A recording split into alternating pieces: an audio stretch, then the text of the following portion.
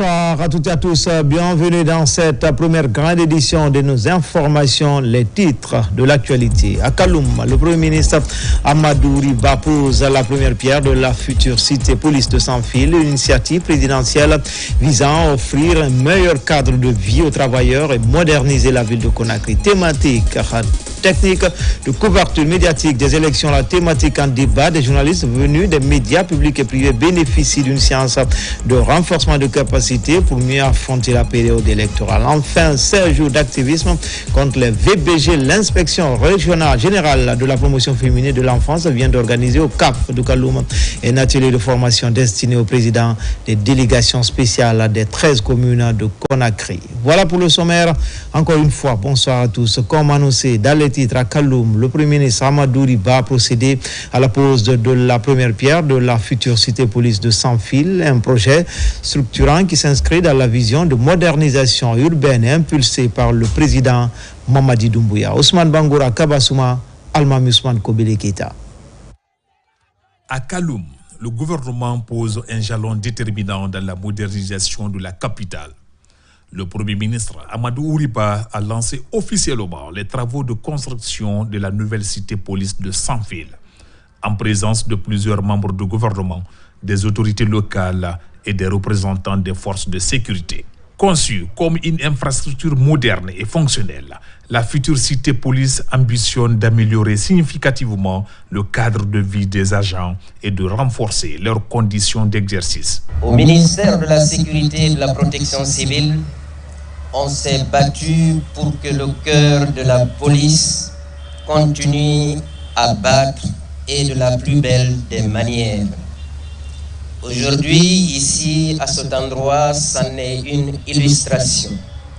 Grâce à des négociations houleuses, nous avons obtenu plusieurs appartements ultramodernes qui seront destinés directement aux fonctionnaires de police et de protection civile, mais aussi une cinquantaine de bureaux modernes. Ce projet est le fruit de larges concertations, de plusieurs charges de travail, de discussions entre le ministère de l'Urbanisme, de l'Habitat et de l'Aménagement du territoire, en charge de la récupération des domaines de l'État, et ceux des services du ministère de la Sécurité qui ont travaillé. Pour les habitants comme pour les responsables administratifs, cette infrastructure marque un tournant dans le renforcement de la sécurité et l'embellissement de Kaloum. Ce programme il se décline dans 7 blocs. Et ces 7 blocs comportent des typologies de logements F3, c'est-à-dire 2 chambres salon, et F4, 3 chambres salon.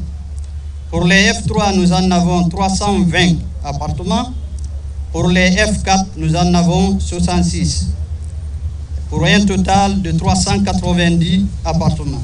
Pour le Premier ministre Amadou Riba, cette cité police constitue un symbole fort de résilience, mais aussi d'espoir dans une commune appelée à devenir un pôle moderne, exclusif et créateur d'opportunités. Les populations de Coronting, les populations de Kaloum, vous qui possédez des terres, vous êtes assis sur de l'or.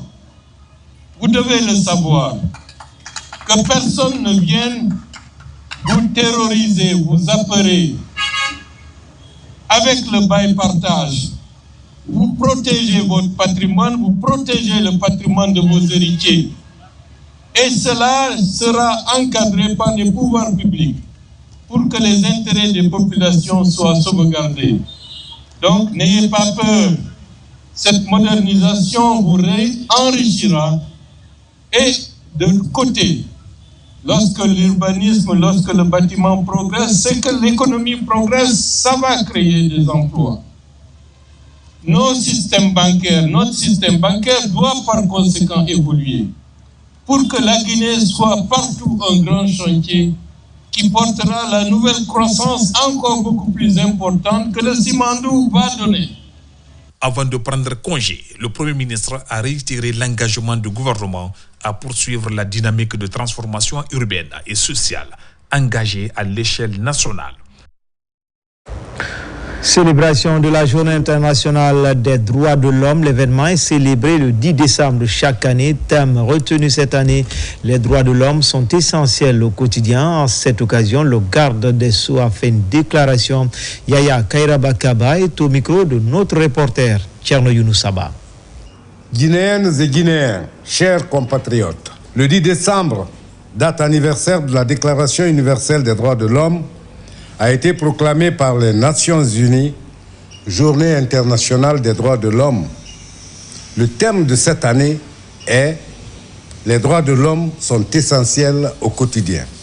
Depuis 2021, la République de Guinée vit un contexte politique qui vise à refonder nos institutions, restaurer la confiance publique, consolider l'état de droit et jeter les bases d'une économie forte, résiliente et inclusive. Les droits humains ne doivent pas être perçus comme une contrainte, mais comme une opportunité pour bâtir un pays stable, paisible et prospère.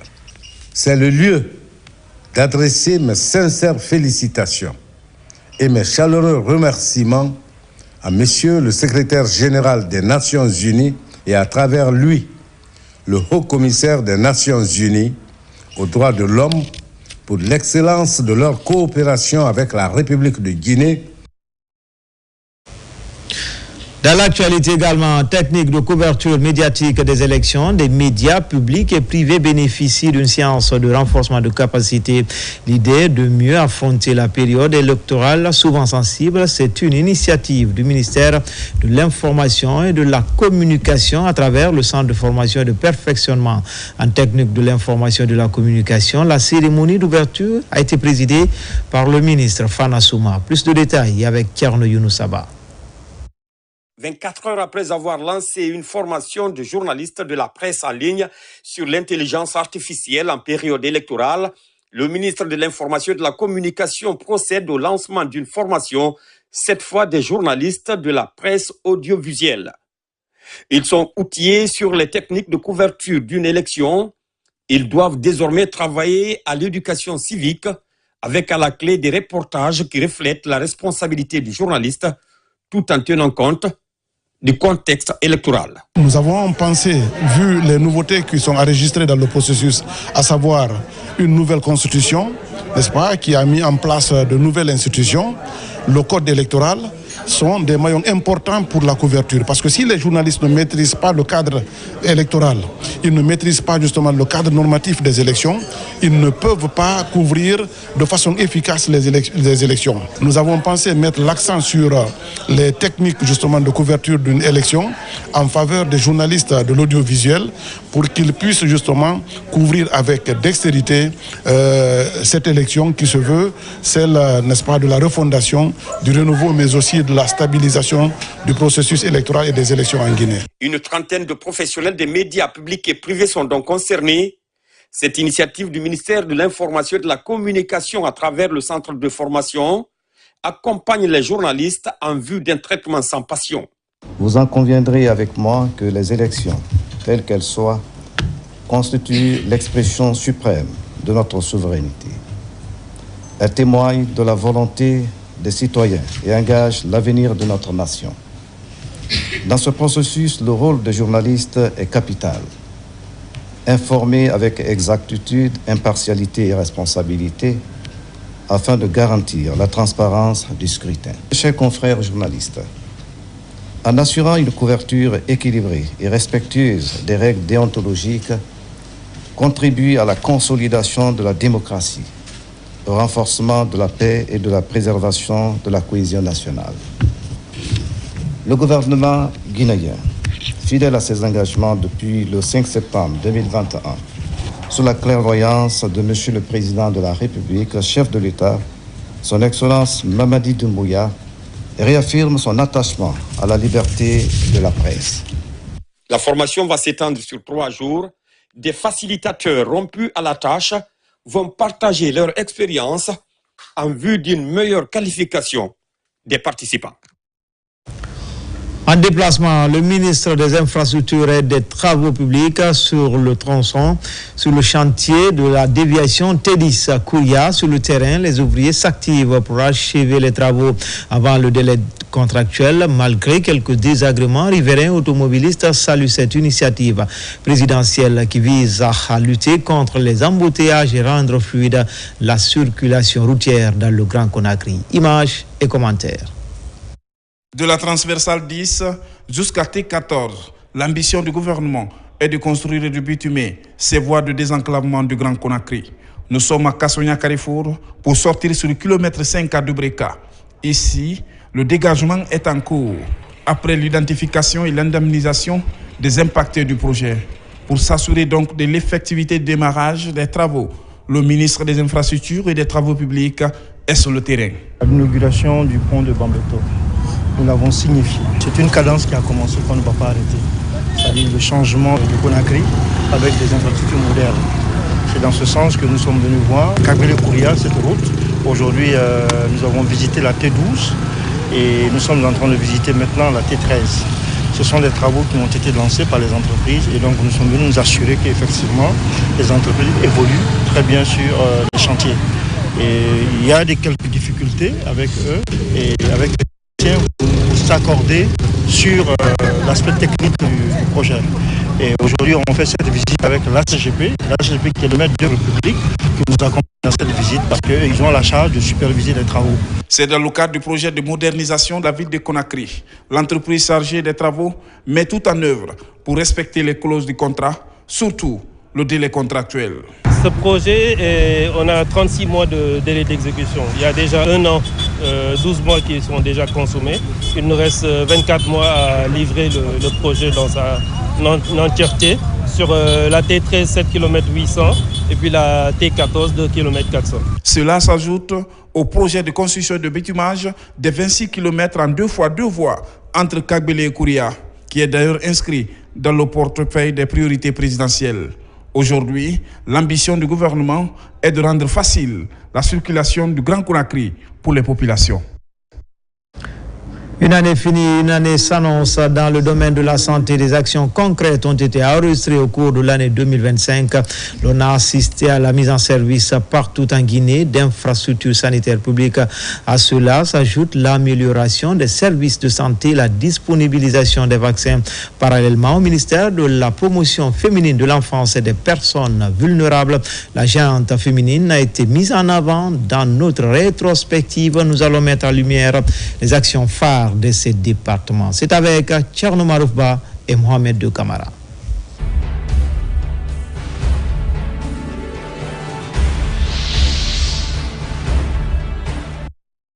La refondation du système de santé a connu une ascension au cours de l'année 2025. Pour approcher les offres de soins de la population à la base dans tout le pays, l'État guinéen, à travers le ministère de la Santé et de l'Hygiène publique, s'est investi dans la réalisation des infrastructures dans plusieurs localités. Cette décentralisation est le fruit d'une vision, celle du chef de l'État, d'offrir des soins de qualité aux Guinéens partout là où ils se trouvent. Dans le Grand Conakry et à l'intérieur du pays, de nouvelles infrastructures sanitaires sont à ce jour opérationnelles. Des centrales de production d'oxygène sont aussi réalisées dans les 7 régions administratives de la Guinée profonde. Ces centrales aujourd'hui actives vont desservir les hôpitaux préfectoraux en oxygène. La construction de ces infrastructures de production de cet élément vital vise à réduire la mortalité maternelle et néonatale, la prise en charge des urgences médicales, mais également faire face aux complications des maladies respiratoires. 2025 a été aussi une année très promoteuse pour le département de la santé. Sur financement du budget national, 50 centres de santé améliorés vont être construits dans tout le pays. Le 11 juillet 2025, la signature des contrats de construction entre le ministère de la Santé et les entreprises contractantes a eu lieu. Un délai de 12 mois est donné pour la finalisation des travaux. Dans plusieurs localités, les travaux de démarrage ont été lancés. Autre fait marquant dans le domaine de la santé est l'introduction du vaccin gratuit et sécurisé contre le paludisme chez les enfants de 5 à 23 mois en Guinée.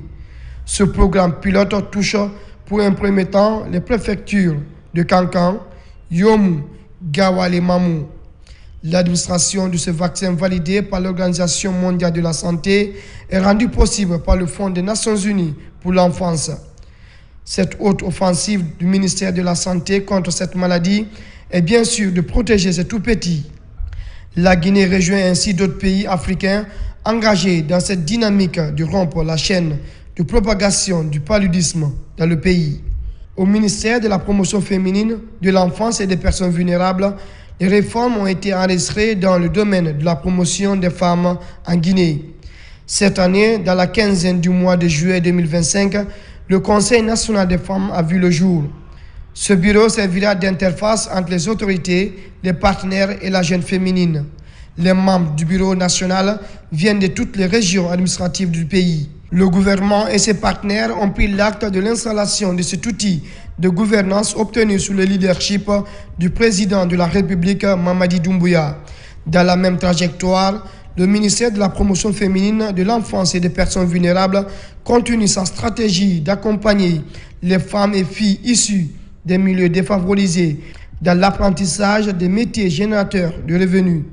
L'année qui s'achève a permis à la préfecture de Koya de se doter d'un centre d'autonomisation d'entrepreneuriat des femmes et filles. L'édifice accueille 250 apprenantes pour les différentes filières. Ces engagements des autorités du pays visent à promouvoir la jeune féminine qui représente 52% de la population.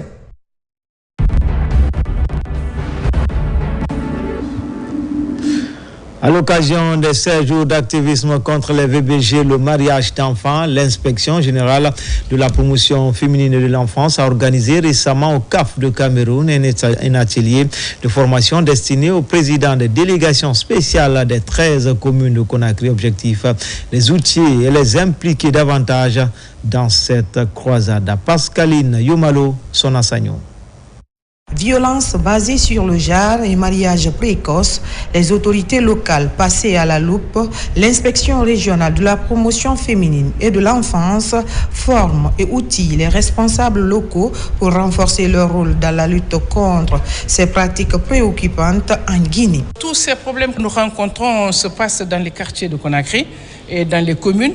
Et nous savons les citoyens qui ont des problèmes avec les VBG, ils habitent quelque part, ils ont une adresse. Et les meilleurs partenaires pour nous accompagner, pour nous faciliter la tâche, en un mot, les maillons forts de cette chaîne pour la lutte contre les VBG, ça doit être les services déconcentrés à travers les communes. L'approche communautaire, il faudrait que nous essayions de la valoriser, donc les impliquer à la base, parce que toute décision, c'est vrai qu'elle peut être prise au haut niveau, mais les questions de violence, c'est surtout des questions qui se font au niveau des communautés, au niveau des familles, au niveau des quartiers. Et qui peut mieux gérer cela? Ce sont les présidents des délégations spéciales. Au programme sensibilisation sur la mutilation génitale féminine, encore trop souvent tabou, et discussion pour permettre aux autorités de s'impliquer concrètement dans la prévention des VBG et des mariages précoces. À la sortie justement de cette rencontre, je serai transmettre à la communauté, et d'ailleurs je vais proposer ça au niveau de notre session, pour pouvoir vulgariser l'information là, au niveau de la communauté, au niveau des différentes familles, pour que vraiment chacun puisse prendre des dispositions par rapport à ça. Cette initiative ouvre l'espoir de voir ces pratiques reculer, offrant une meilleure protection aux enfants et aux femmes dans les communautés. Prise en charge gratuite des malades à travers le Fonds de développement social et de l'indigence. Cet engagement du gouvernement se concrétise également à Kindia avec la remise des titres d'assistance sociale à certains ménages précaires. La cérémonie qui s'est déroulée en présence des autorités locales vise à secourir les plus démunis. N'est-ce pas, Moussa Kouyaté? L'assistance sociale est l'une des préoccupations des autorités avec à sa tête le président Mamadi Doumbouya. C'est dans cette optique que 39 patients ici à Kindia viennent de bénéficier des titres de prise en charge gratuite par le Fonds de développement social et de l'indigence. Cette initiative englobe non seulement la prise en charge sanitaire des malades indigents et leur ravitaillement en médicaments. Elle touche la solidarité nationale, assurer les soins aux plus démunis et garantir la santé publique. Et remercier son Excellence, Monsieur le Président de la République, qui croit fermement que nul citoyen ne sera abandonné sur l'étendue du territoire national. Assister les personnes démunies est la mission principale du Fonds de développement social et de l'indigence. Aujourd'hui, je suis vraiment contente d'entendre que Mamadi Doumbouya m'a pris en charge. Que Dieu le protège et de donner la santé et la prospérité. Ça fait 4 ans. Je faisais la 10e année. C'est à propos des maladies qui m'a fait arrêter les études. Et quand tu as la santé, tu vas faire tout ce que tu peux le faire. Le social a beaucoup primé en Guinée. Donc, se mettre aujourd'hui avec les autorités pour la remise maintenant de ces fonds aux indigènes là, cela va tout droit à nos cœurs et nous remercions le gouvernement. Les autorités locales ont salué et remercié le président Mamadi Doumbouya pour cet acte en faveur des populations de Kindia. Chaque patient bénéficiaire est accompagné par un assistant social pour faciliter les démarches. La pollution de l'air reste un problème de santé publique. C'est dans cet esprit que l'OMS et le gouvernement guinéen s'activent sans relâche pour mettre fin à la problématique. Des documents stratégiques ont été élaborés par les parties prenantes et soumis pour validation. Ousmane Ba pour en savoir davantage. De nos jours, la problématique de la qualité de l'air s'impose. Au-delà d'un défi majeur, elle constitue une véritable urgence sanitaire et environnementale. Un phénomène lié à l'industrialisation, l'urbanisation croissante, le trafic routier, entre autres. Pour prévenir et gérer efficacement la pollution de l'air, ces acteurs se concertent pour la validation d'un rapport provisoire des documents. Il s'agit d'un plan stratégique et un schéma directeur. La qualité de l'air que nous respirons est aujourd'hui un enjeu majeur pour la santé publique et la protection de l'environnement. Et les défis liés à la pression anthropique sur l'environnement exigent une réponse cohérente, structurée et coordonnée. Et c'est dans cette dynamique que Madame la ministre de l'Environnement et du Développement durable a engagé, en collaboration avec l'OMS, l'élaboration des documents stratégiques, la stratégie nationale ainsi que son schéma directeur pour la surveillance de la qualité de l'air de Guinée durant les 5 ans à venir. Un partage d'idées et d'expériences permettant de recueillir les observations, les suggestions et les recommandations en vue d'améliorer la qualité du rapport avant sa validation. Votre expertise, vos expériences et vos recommandations seront précieuses pour assurer la cohérence, la pertinence et l'application de ces instruments stratégiques. Leur adoption constituera un tournant majeur pour notre pays en permettant le renforcement du cadre réglementaire, la mise en place de systèmes performants de surveillance de la qualité de l'air, la réduction progressive des émissions polluantes, l'amélioration durable du cadre de vie des populations et la mobilisation accrue des partenaires techniques et financiers autour des programmes prioritaires. Dans cette démarche, la Guinée est accompagnée par l'OMS pour l'épuration de l'air, gage certain de la santé humaine et environnementale.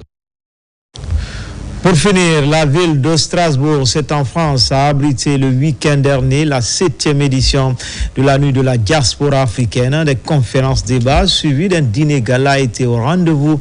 L'événement bénéficie du soutien de l'ambassade de la Guinée en Suisse et le ministère de la Culture. L'objectif est de faire des levées de fonds pour des causes nobles. Hamadou Touré commente les images de Mohamed Souma. Dans le but de renforcer le vivre ensemble entre les Africains établis en Europe et promouvoir des programmes de développement en faveur du continent, la diaspora africaine a initié une rencontre annuelle. Elle est à sa 7e édition cette année et c'est la ville française de Strasbourg qui a abrité les festivités de ce rendez-vous de la diaspora africaine venue de toute l'Europe. La nuit de la diaspora, c'est un espace d'échange, de débat, mais aussi de vivre ensemble pour mettre la diaspora africaine en lumière.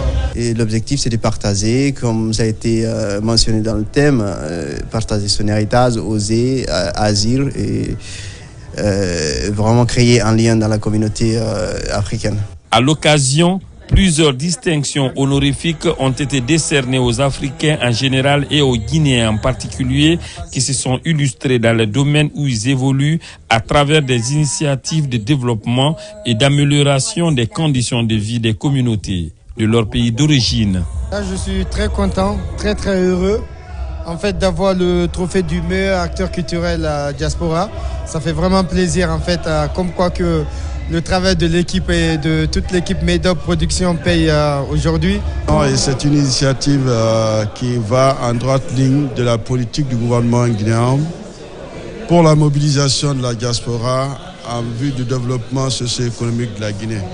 L'initiative est soutenue par l'ambassade de la Guinée en Suisse et en Autriche et le ministère guinéen de la Culture à travers le Fonds de développement des arts et de la culture FODAC par l'envoi d'artistes pour animer cette soirée gala qui a constitué un autre moment important de cette édition. C'était tout pour les infos. Prochain rendez-vous, c'est à 17h et à 19h dans Guinée Actu. L'actualité se poursuit également sur le www.rtgguinée.info. Excellente journée à toutes et à tous. À tout à l'heure, Inch'Allah.